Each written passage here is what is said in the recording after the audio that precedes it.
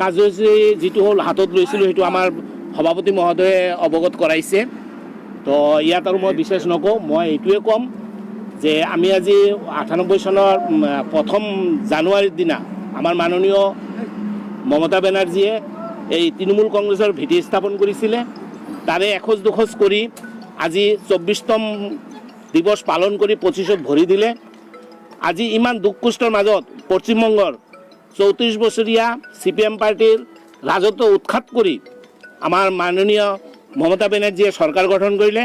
সেই সংকল্পৰে আমি আজি ইয়াতে ক'ব বিচাৰিছোঁ যে আমাৰ ৰিপুণ বৰা ছাৰৰ নিৰ্দেশত ৰিপুণ বৰা ছাৰৰ মানে তত্বাৱধানত আৰু আমাৰ মমতা বেনাৰ্জীৰ নিৰ্দেশত আগন্তুক দিনত আমি এই যি হিমন্তৰ হিটলাৰী ৰাজ চলি আছে এওঁক উৎখাত কৰি আমি TMCৰ চৰকাৰ এটা চৰকাৰ গঠন কৰিম বুলি ভাবিছোঁ।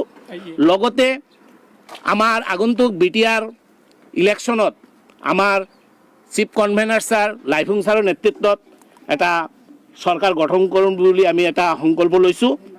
এইটোৱে আমি ক'ব বিচাৰিছোঁ যে আগন্তুক দিনত আমাৰ অসমত আৰু আমাৰ BTC এৰিয়াত TMC চৰকাৰ হ'ব।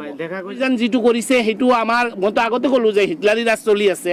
আমাৰ মাইনৰিটি ভাইবিলাকক উচ্ছেদ কৰি সিহঁতৰ ভোটৰ যি ভোটটো সিহঁতৰ মানে কেঞ্চেল কৰি সিহঁতে হিন্দুত্ববাদী 70% লৈ যিটো ৰাজনৈতিক কৰি আছে সেইটোৰ পলিচি লৈয়ে আজি উচ্ছেদ অভিযান চলাইছে। কিন্তু এই উচ্ছেদ অভিযান চলাই একো লাভ নহ'ব।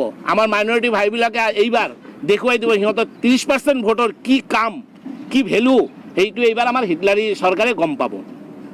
আজি তৃণমূল কংগ্ৰেছৰ প্ৰতিষ্ঠা দিৱস। তো উক্ত প্ৰতিষ্ঠা দিৱস উপলক্ষে আমালোকে ইয়াত বহু মানুহ উপস্থিত হৈ তৃণমূলৰ পতাকা উত্তোলন কৰিছোঁ, লগতে বৃক্ষৰোপণ কাৰ্য কৰিছোঁ। আৰু এতিয়া গাঁৱে গাঁৱে গৈ আমি বৃক্ষৰোপণ তথা অনলাইন মেম্বাৰ হোৱাৰ কাৰণে আমি প্ৰচাৰ কৰিম। আজিৰ দিনত এইটো আমি কাৰ্যসূচী হাতত লৈছোঁ।